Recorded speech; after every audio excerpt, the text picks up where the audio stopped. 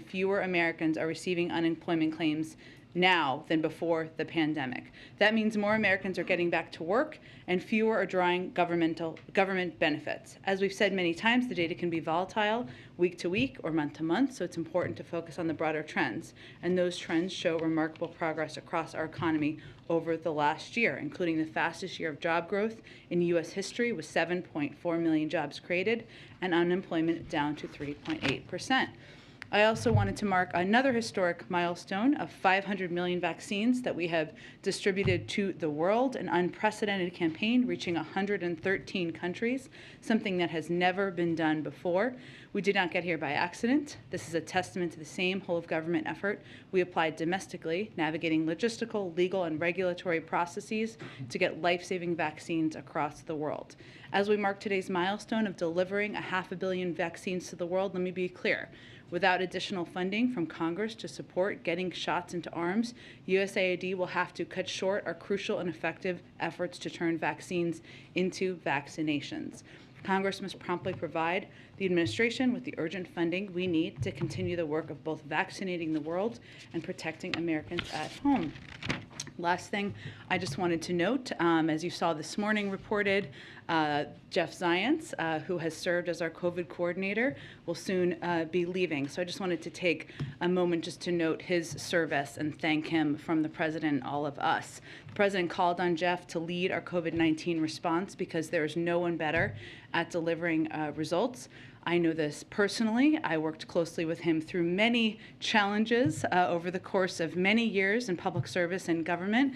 And the thing about Jeff is at every moment, at every opportunity, when there is a big challenge, a pile of manure sometimes, he dives right in to fix the challenge. And that's what he does. That is what he has done time and time again through his career in public service. And he led this effort to stand up a mass vaccination campaign, achieve equity in vaccinations across communities, ensure that Americans have access to treatments, tests, and embark on an unprecedented global vaccine campaign that we can celebrate today. It would not have happened without Jeff Zients in this job and in this role. And we are stronger that his service and the service of his deputy, Natalie Quillian, who's also departing, has literally saved lives in this country. So we want to thank them for their work, for their leadership, and we will miss them a great deal here. Jeek, why don't you kick us off? Thanks, Jen. First, on COVID, the President has had a couple of close calls over the last couple of days, the second gentleman and the Irish Prime Minister last night. Has he been tested today? Was there a result of that testing can read out? He was not tested today. He was tested last Sunday. Neither of these individuals were considered close contacts. The doctors at the CDC determine what close contacts look like, and that a close contact is someone who was less than 6 feet away from an infected person for a cumulative total of 15 minutes or more over a 24-hour period. That is how they define it. And of course, our doctors look closely at that as well. And neither of these two individuals did he spend that amount of time with. And so his weekly testing cadence remains as it has been. It has not changed. And there are a number of particular precautions that exist, to protect the president and keep him safe and healthy. The testing cadence here is not like most people That's true. But this broader issue, though, of the president coming into maybe not CDC close contact, but having close exposure to some people even for a brief amount of time. Getting into that bubble around the president. This is something that people around the country are dealing with on a daily basis, where they don't have the same sort of precautions that are here. So, if the president hypothetically were to come down with COVID, is that something, or the first lady or anyone else in this administration, is that a failure at this point, or is this just a new fact of life that everyone has to sort of, make peace with at this point? Well, that was very soothing. I don't know where that came from. I would say our view is while we've made a significant amount of progress across the country in fighting the pandemic, with more than 75% of adults fully vaccinated, according to the definition of the CDC, and obviously we've seen hospitalizations come down across the country, including in Washington, D.C.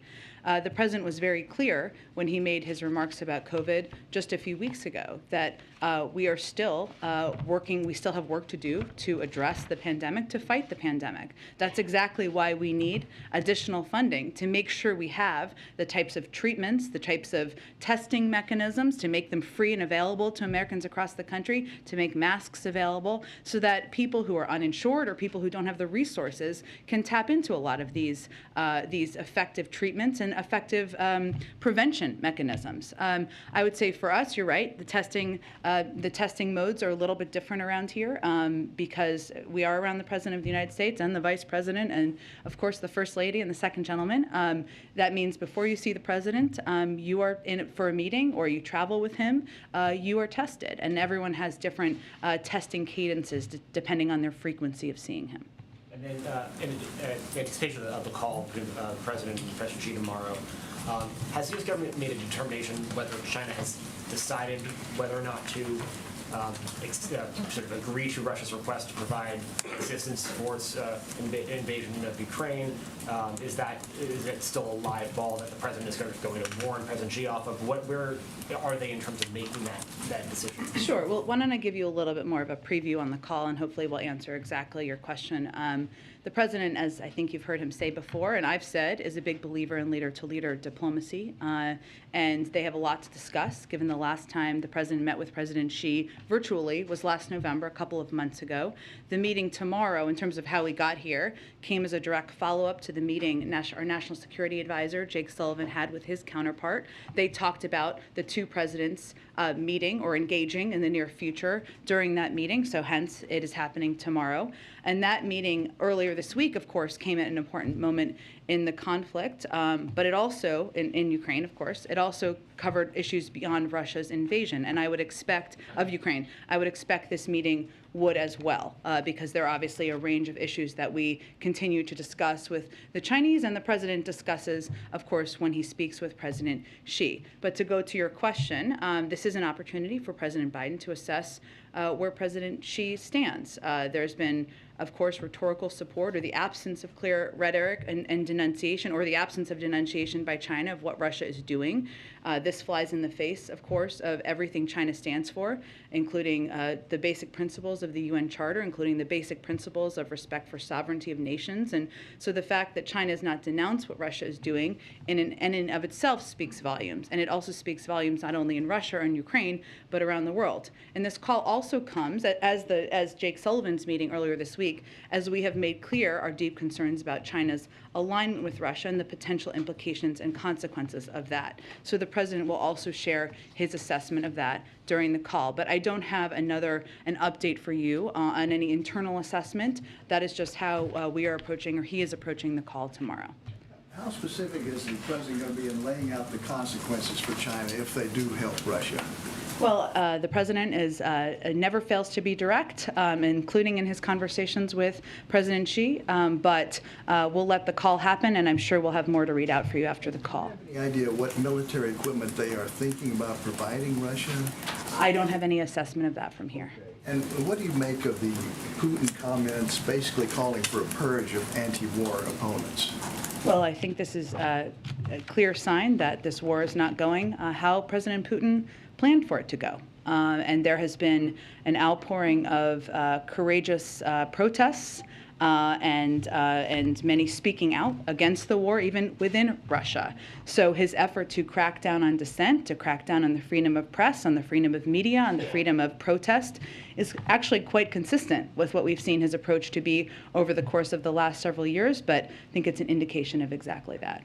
Go ahead. Which side requested this call between President Biden and President Xi tomorrow? It was discussed during the meeting that our National Security Advisor had on Monday. So are you saying it was mutually agreed upon? They mutually agreed to move forward with it during that meeting. Secretary Blinken just said that the U.S. is concerned China is considering directly assisting Russia by providing them with more military equipment to use in Ukraine. That is not something that we have heard from the administration before, and so can I guess you speak to how high of a concern that is for the White House right now? It is a high concern, a significant concern, given our Secretary of State just conveyed that. And certainly our concerns about China assisting in any way Russia as they invade a foreign country is of significant concern, and would the response to that would be consequences. Before Russia invaded, the White House was pretty clear that if they did invade, there would be sanctions imposed on them as a result of that. With China, you've just said if they do help Russia, that there will be consequences, but you haven't said specifically that they will be sanctions. Can you say, without saying what they are, that they will be sanctioned if they do help Russia with military equipment for this invasion? I'm just not going to outline what the consequences would look like, and the president obviously will speak with President Xi tomorrow, and he'll speak directly about that.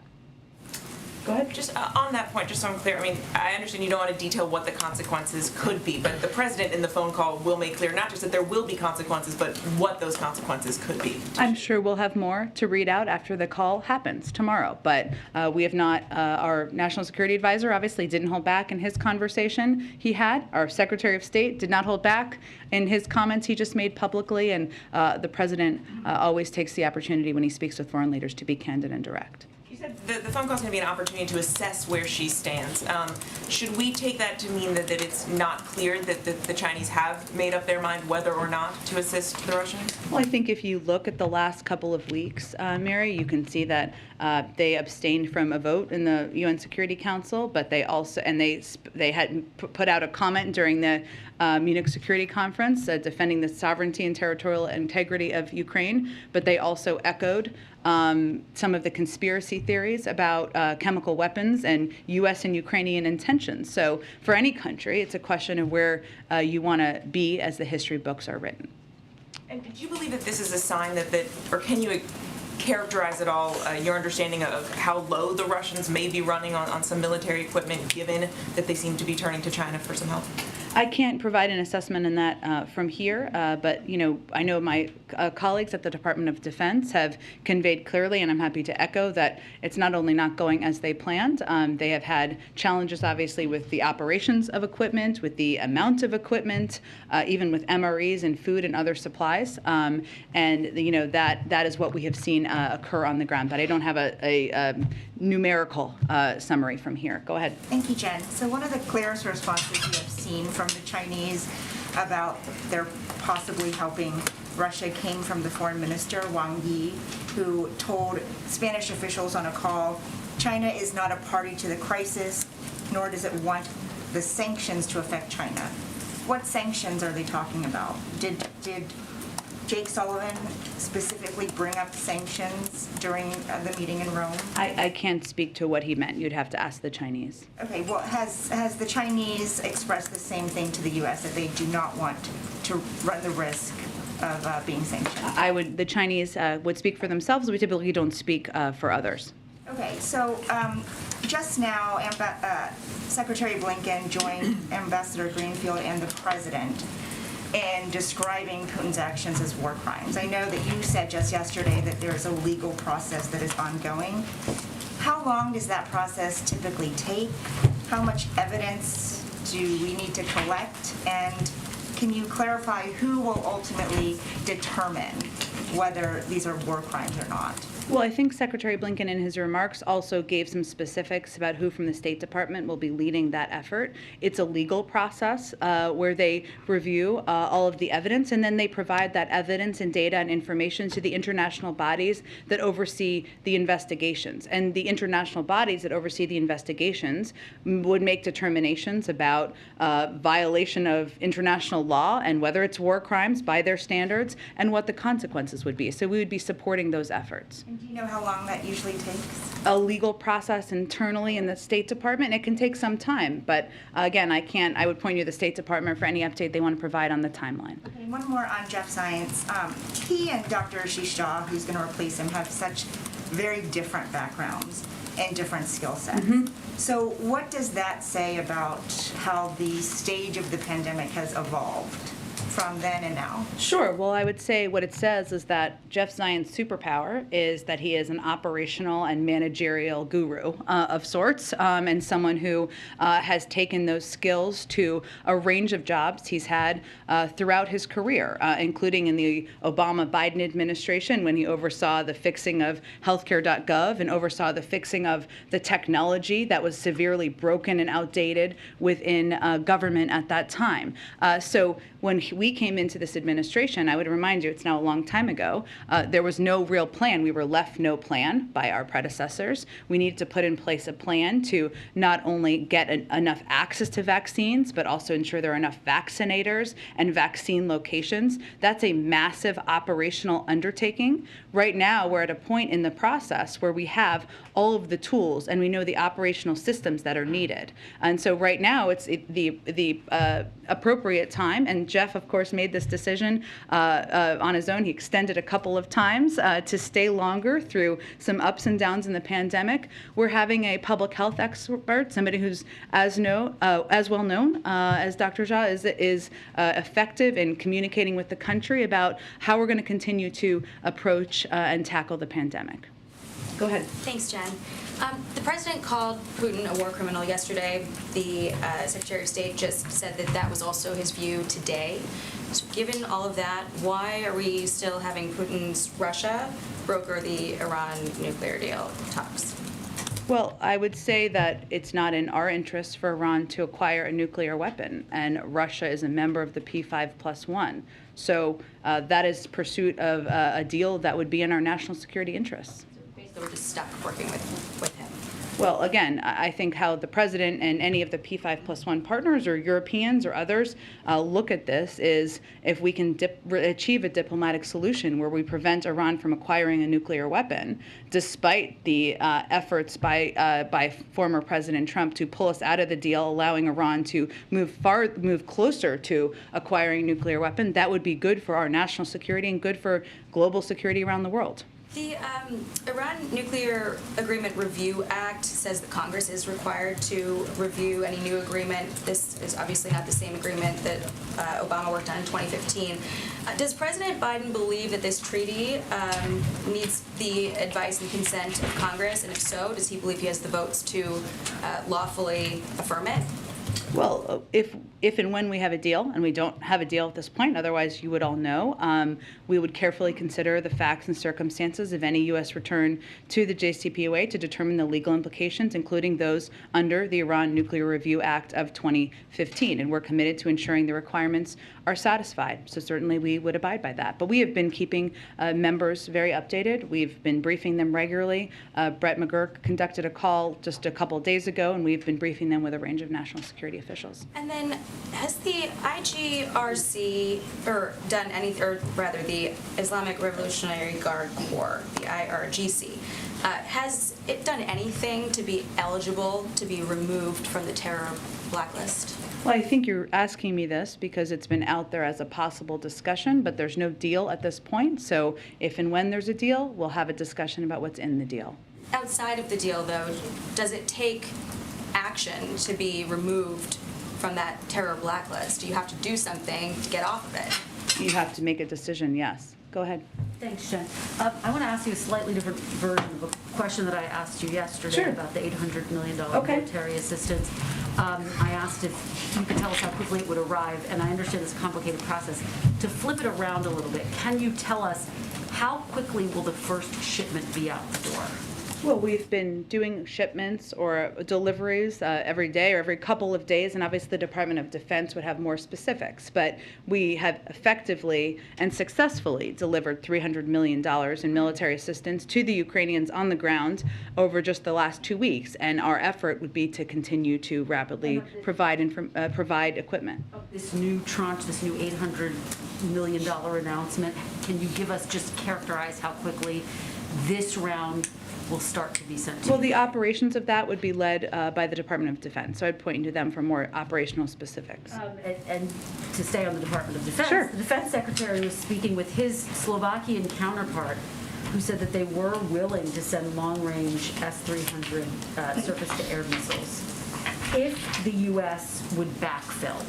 Does the administration see this as a done deal, as something that is imminent that will happen? Well, it's the decision of any foreign country as a sovereign country to decide what equipment they want to provide. What we are mindful of is ensuring that we are maintaining, we have to be careful in our desire to support other countries, that we're not inadvertently impacting NATO readiness or capabilities or our own.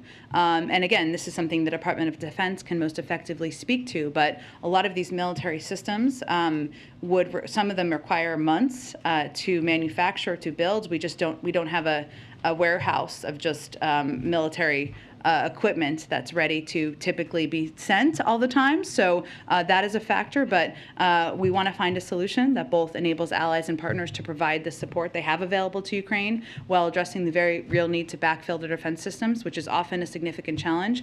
And we just want to make sure that if and when our allies are donating material, including us, they're not leaving a gap in their own defenses. Okay, and just finally, Ukrainian refugees are being turned away at the southern border. I know you've gotten some questions about this because of Title 42, obviously put in place in the early days of COVID-19.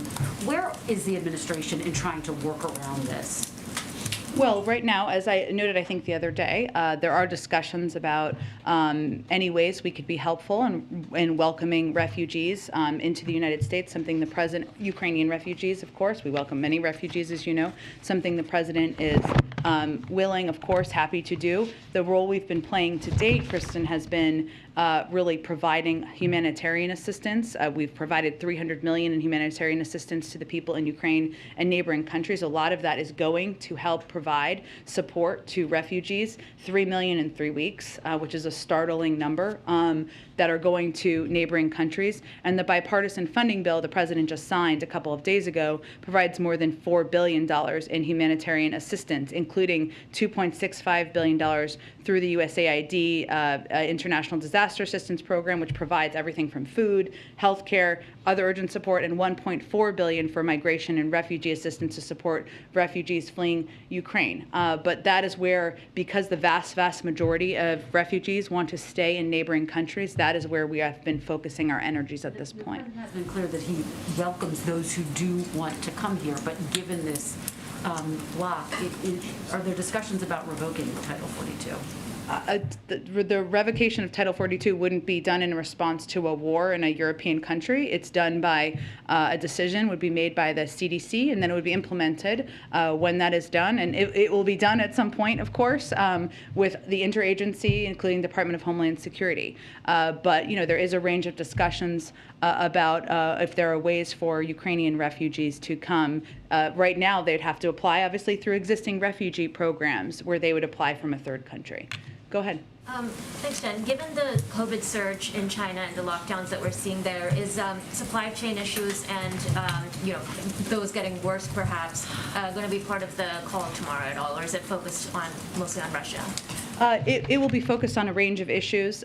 Certainly Russia and Ukraine, Russia's invasion of Ukraine will be a part of that, but our economic relationship with China, a range of issues of mutual concern will certainly be a discussion. So we will have more to read out for you once the meeting concludes tomorrow. And this is, of course, an issue that we are watching very closely. While the ports, I believe, still remain open, one of the challenges we've seen on the ground, and we are tracking very closely, is the number of manufacturing facilities or the number of workers who are not working. Sometimes there's a lag in what that impact can be in terms of the production of materials and how that impacts the supply chain. So we are tracking that very closely. But again, I expect this to be a wide-ranging conversation tomorrow, and we'll have more to read out once it's concluded. So just to follow up on the president being around some people who've now tested positive, why not just test the president every day at this point? The administration's done a lot in terms of saying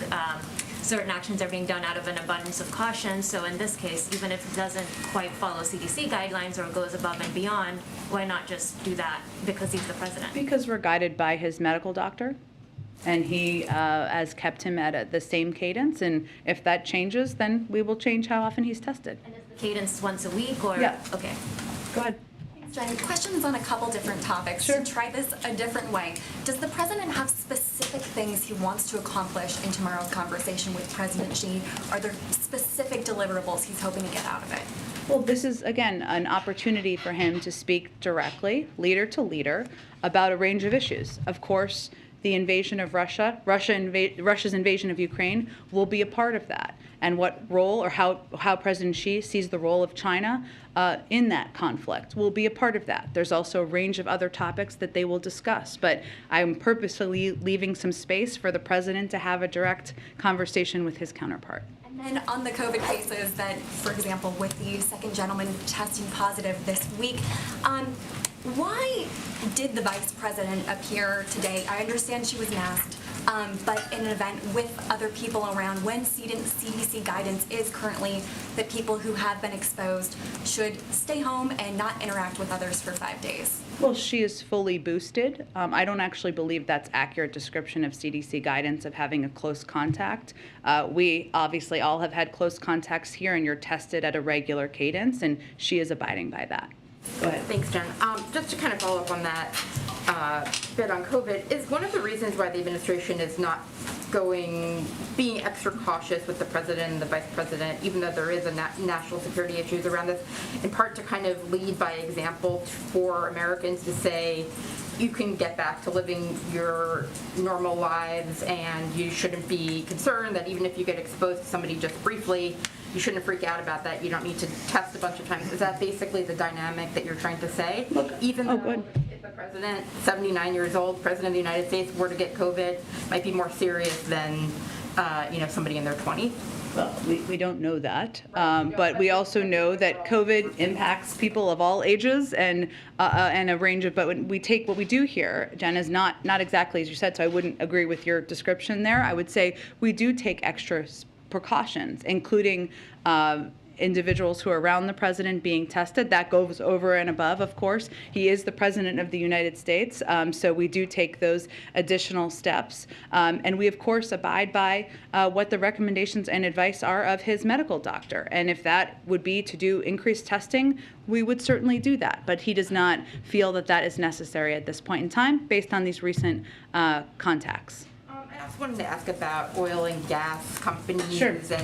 And there's been some reports from the fourth quarter of them increasing their stock buybacks. There was already, a time when there was a spike in gas prices last year, I think in the fourth quarter. And you're also just seeing the companies saying that they're kind of reluctant to up production, and they kind of, in some ways, point to the administration's policies overall, in the sense that even if they were to up production, that one, takes months to get to market, and two, doesn't fit in with the overall approach that this administration is taking. So what do you say to that kind of viewpoint? Well, I think it's hard for them to make the argument it's anything other than business decisions on their part, and they have said that themselves. The CEO of Occidental Petroleum said, quote, "We have no need and no intent to invest in production growth this year."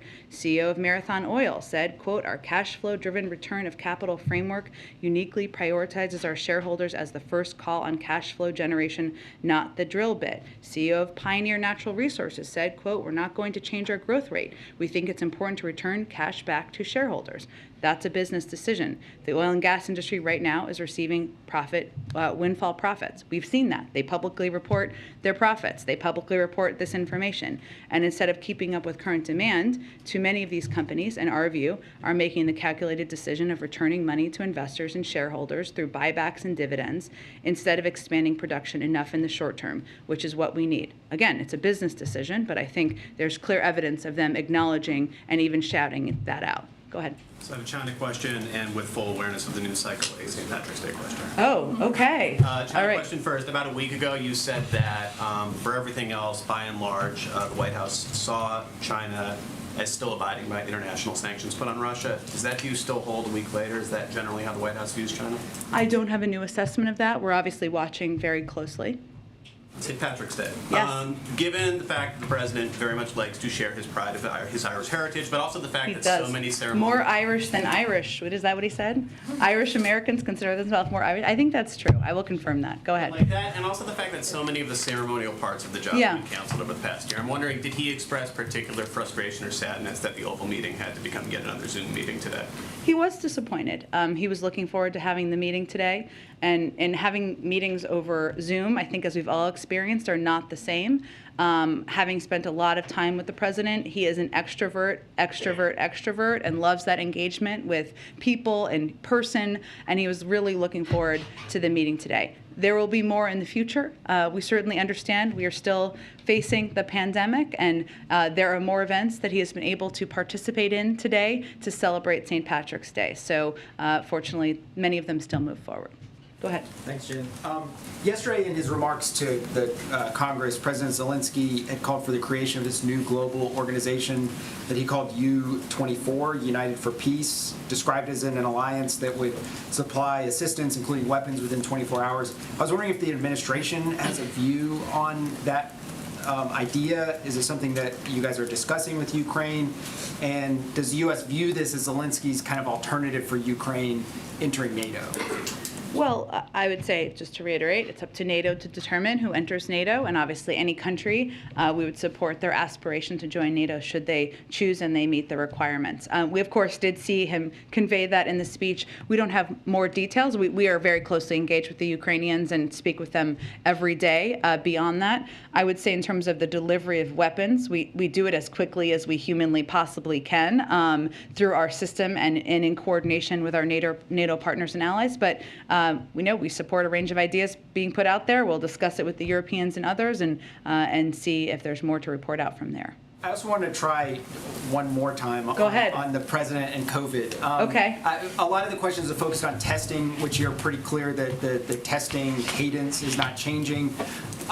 As he looks particularly to a trip next week that is quite important to Brussels and maybe elsewhere in Europe, is there anything else that he's doing?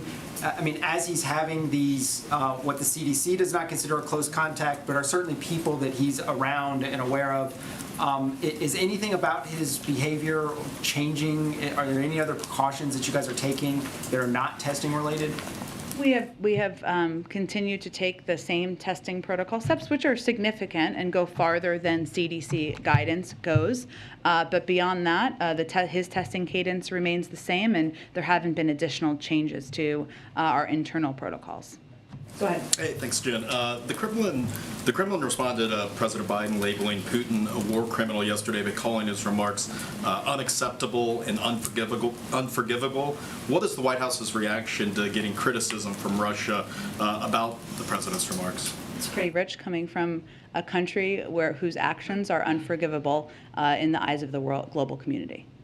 Given that there's an ongoing legal process and investigation by the State Department into whether there was in fact war crimes committed, what is the purpose of the President and now Secretary of State getting ahead of that investigation?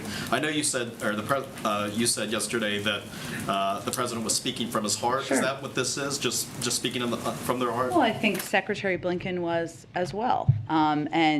As you heard Secretary Blinken convey in his remarks, what we're seeing, whether it is the destruction of a theater where the words children or kids was written in Russian outside of the theater, according to photos, or whether it is the targeting of civilians, of hospitals, of maternity wards, if that's not considered a war crime by human beings, what is? And there is a legal process that is important to continue that we have at the State Department that is ongoing, that Secretary Blinken spoke about. And any of that information and data we gather would go to the international bodies that would have prosecuted war criminals in the past. That's where that information would go. It wouldn't be the United States doing that. It's the international bodies that do that. So we will continue to feed information into that. But I think it's important to call out what we see happening on the ground, and I think that's exactly what the President and the Secretary did. Go ahead. Even though it would go to those international bodies, would the U.S. Have a response if that investigation does conclude that there were war crimes? Well, typically it's an international response, and it goes through the these international systems for a reason, so we will continue to provide data and information to that I was process. going to have one more question on behalf of a colleague. There are growing calls from civil rights advocates and some lawmakers to pass temporary protected status for Cameroon. Some have alleged a double standard in how the administration prioritizes predominantly black and brown countries when it comes to immigration. For example, it took 7 months to grant TPS status for Afghanistan, but only took about a week to grant TPS to Ukraine. Is TPS for Cameroon something the administration is considering and looking Point at? you to the Department of Homeland Security, who oversees that process. Go ahead. Thanks, Jen. This morning, Senator Mitch McConnell was talking about Judge Ketanji Brown Jackson on the Senate floor, and he was specifically talking about how some of her supporters have framed her experience as a public defender. And he said, quote, "If any judicial nominee does have special empathy for some parties over others, that's not an asset, it's a problem." He also said the president is deliberately working to make the whole federal judiciary softer on crime. Do you have a response to that? He also said he expected her to get confirmed with some Republican votes.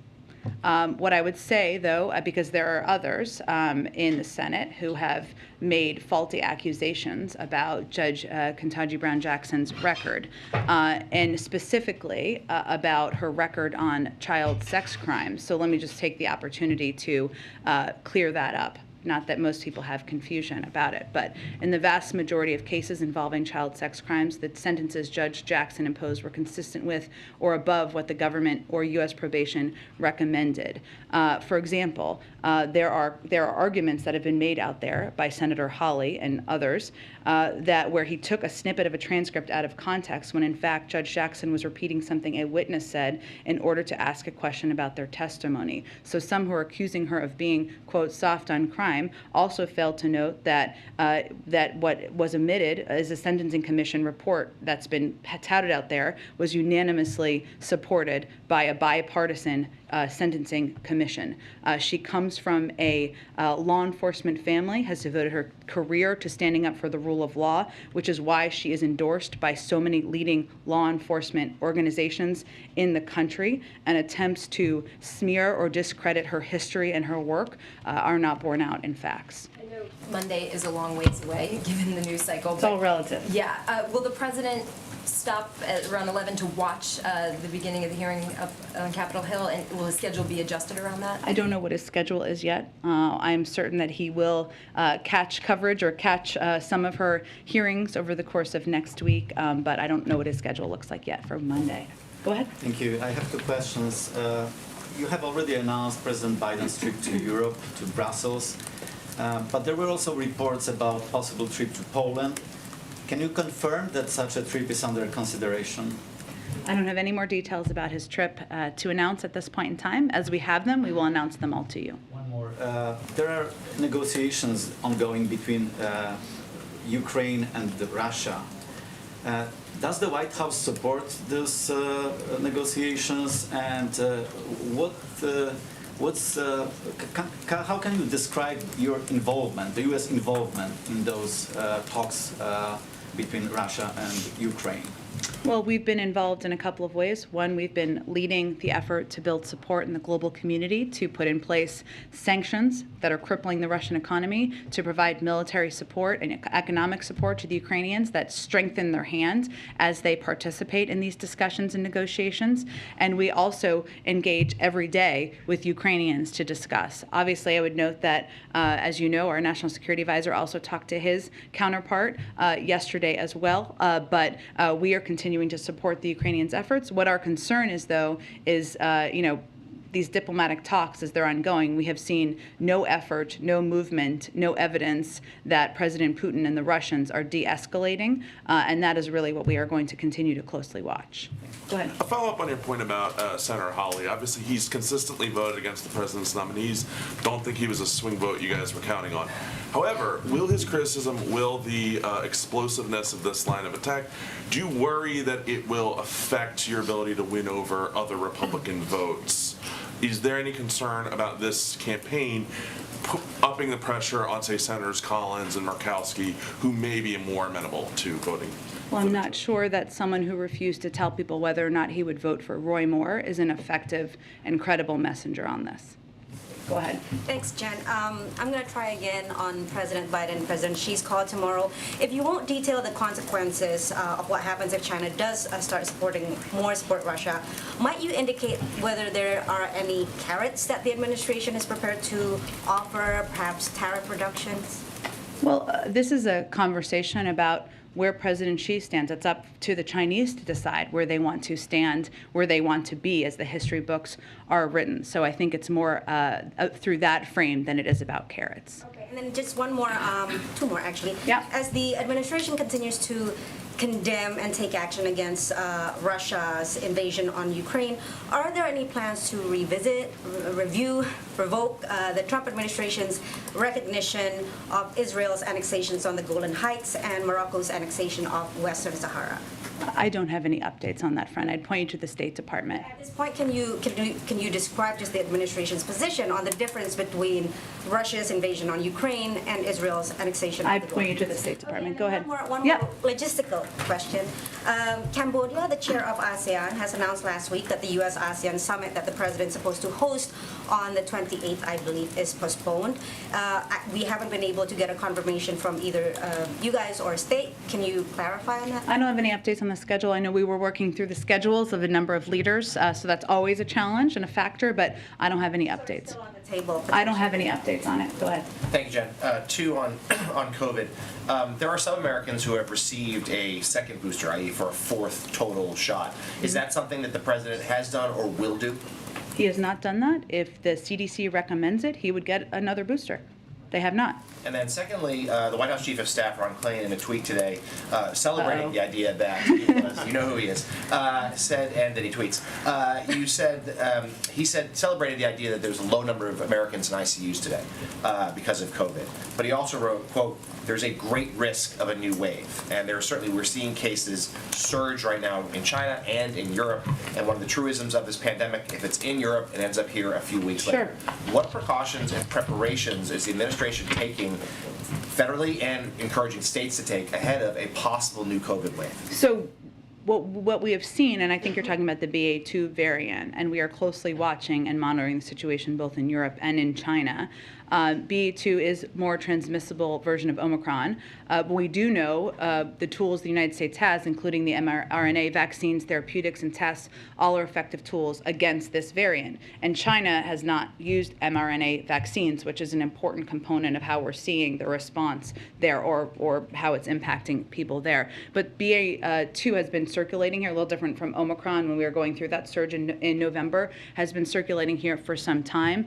We currently, it may be higher than this, but as of earlier this week, there were about 35,000 cases in this country, and we expect some fluctuation, especially at this relatively low level. But this is an example of where the president's preparedness plan that we rolled out just a couple of weeks ago, which lays out what the tools are that we need to move forward safely, is important. And what we've been conveying to governors, to go to your question, or leaders around the country, and certainly members of Congress, is that just because COVID isn't disrupting some of our lives in certain communities as much as it was a few weeks ago, it doesn't mean it's gone. It's not gone. And I think this variant is an example of that.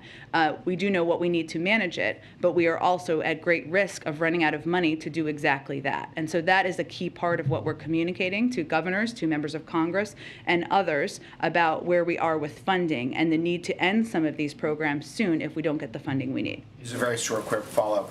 Is there concern, though, that this variant, which is seen as very transmissible, is coming at a moment when a lot of Americans are seeing waning protection from their boosters just because of the timing of the shots, as well as the fact that mask guidelines and other regulations have been lifted across the country? It's a good question. I would point to our medical experts to answer that. I mean, it is more transmissible, but we know it can be treated. So I think what it is a reminder of is that while it has decreased in many parts of the country, it is not gone, and it means we still need to continue to take steps we can to fight the virus. Go ahead. Japan hosts the largest number of U.S. military, about 50,000 troops, about 500,000 Americans at any given time in Japan.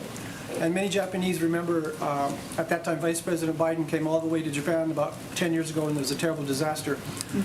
But there's been no interview with any Japanese media. Do you think we could arrange that just to assure that the treaty is in force, and especially the Senkaku, the southern islands, they're very worried about President Could we does get a have- positive? He does have a great deal of affection for Japan and has spoken, of course, with the current leader a couple of times. I'm happy to take your interview request under advisement. Go ahead. Thanks, Jen. I wanted to ask you about the refugee situation in Ukraine. Does the White House see the refugee situation that was created in Afghanistan last year as different than the one created by Russia's invasion of Ukraine? And the reason I say that is your policy response different? I hear you say that your understanding is that neighboring countries, that's where people are going from Ukraine right now, and not necessarily coming here, but at some point, is that going to not be an option anymore?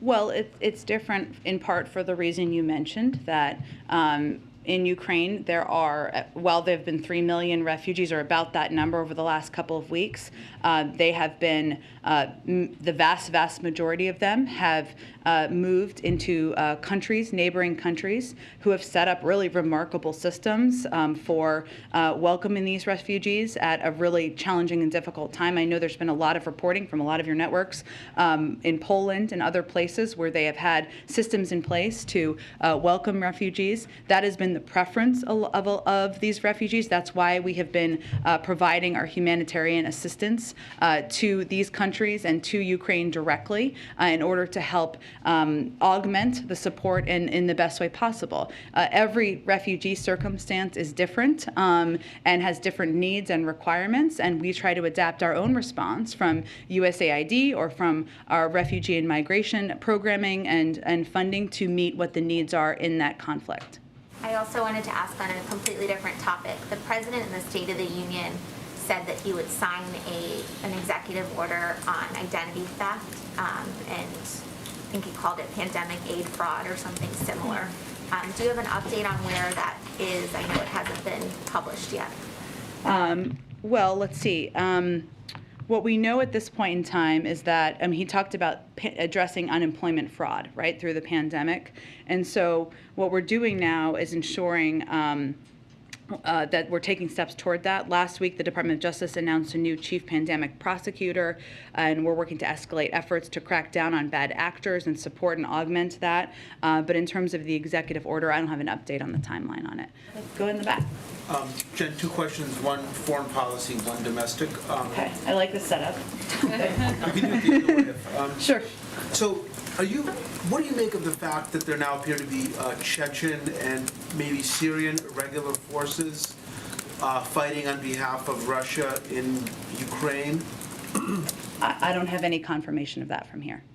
And then on the domestic front, Kathy Hochul, the governor of New York, proposed today making changes to the state's progressive bail reform law, and it looks like Mayor Adams, who I think we can describe as an ally of the president, support those changes. So does this administration stand by its, what I would describe as a wholesale endorsement of bail reform? I would have to check on the specifics of the New York changes. I haven't looked into those. I'm happy to do that and talk to our counsel's office about that. We'll get back to you. Go ahead. Yeah, so the Chinese have been very public about how they're going to continue their normal economic activity with Russia. Is the president going to press President Xi on that, and is he going to ask them to sort of back off their activity like the rest of the world? Well, I think that the conversation tomorrow will be a continuation of the conversation our national security advisor had with his counterpart earlier this week. And certainly China's alignment with Russia in a range of ways and the potential implications and consequences of that are a central part of that conversation. And then domestically, on another subject, the Congressional Progressive Caucus recommendations for executive action are out, and they're asking for a decision to declare a climate emergency and ban all U.S. exports of oil. Is that something the president is thinking about doing? There are a range of really good ideas out there. President's looking at all of them, but I don't have anything to predict for you at this point in time. One last quick one to start for the room. When is the president going to nominate a new Fed nominee? Well, I would say that one of the most eminently qualified people ever to be nominated only withdrew her nomination, I think 48 hours ago, 72 hours ago. It's all running together. He very much intends to nominate another eminently qualified person, but I don't have an update on the timeline of that. Let the financial wires games begin. Go ahead. Thank you, Jen. If the U.S. plans to still engage with Russia on the Iran nuclear deal and perhaps some of these other climate initiatives, what does President Biden expect Russia to bring to the table? I know what the goal is, that we don't want Iran to have a nuclear weapon, but how does the president think that Putin will be helpful after the president rightfully turns him into a pariah on the global stage? As it relates to the Iran nuclear deal, I think that our view on this is that it's not obviously in our interest, and it's not in Russia's interest either for Iran to acquire a nuclear weapon.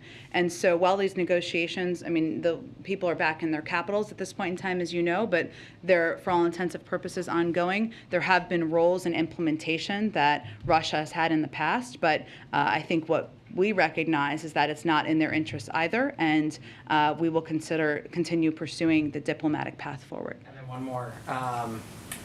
The New York Times has authenticated emails that appear to have come from a laptop abandoned by Hunter Biden in Delaware.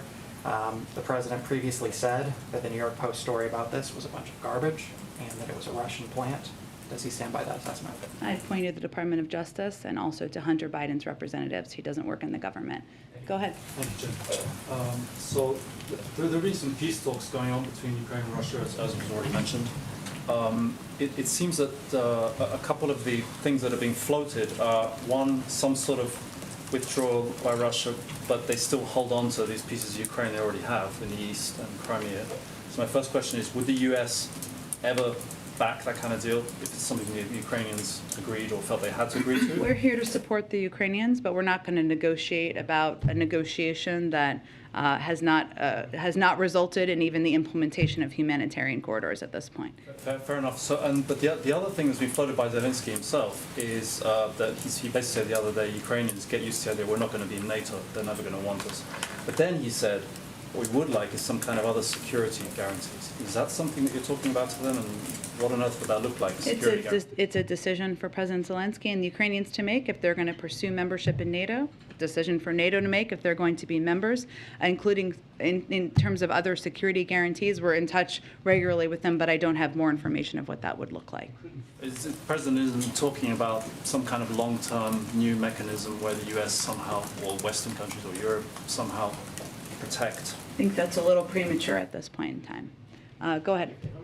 On back to the weapons package. Yeah. Up till now, the administration's been really very tight-lipped about what was being sent to Ukraine. Yeah. Yesterday, that all changed. Got a whole laundry list. Is that a change in strategy, in messaging? Is that a message?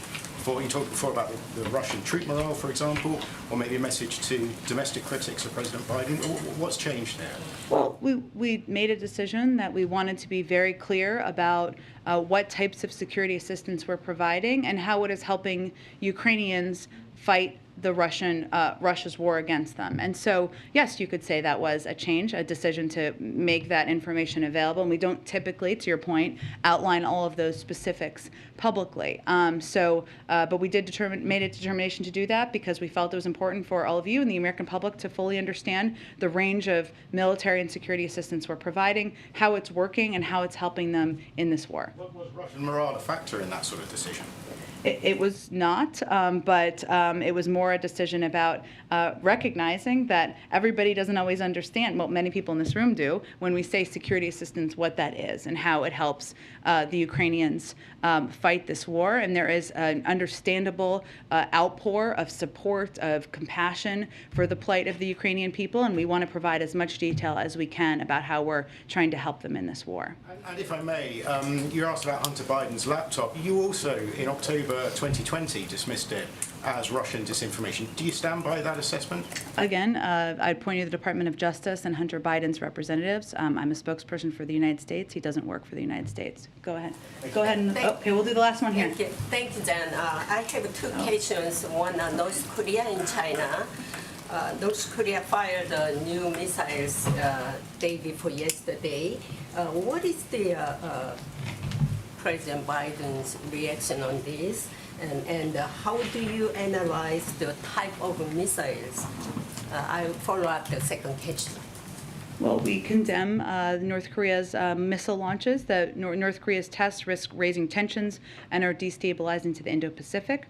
Our commitment to the defense of the Republic of Korea and Japan remains ironclad. As we have said, and North Korean officials, including Kim Jong-un, have publicly noted, we continue to seek diplomacy and are prepared to meet without preconditions, but North Korea continues to not respond. When the President Biden talked with Xi Jinping, the President of China, tomorrow, would he going to discuss with President Xi Jinping regarding North Korea's missile provocations?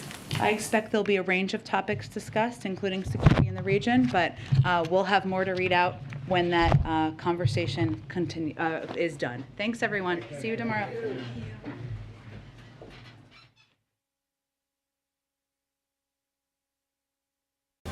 Breaking news as it happens. CBS News New York on the CBS News app and Pluto TV.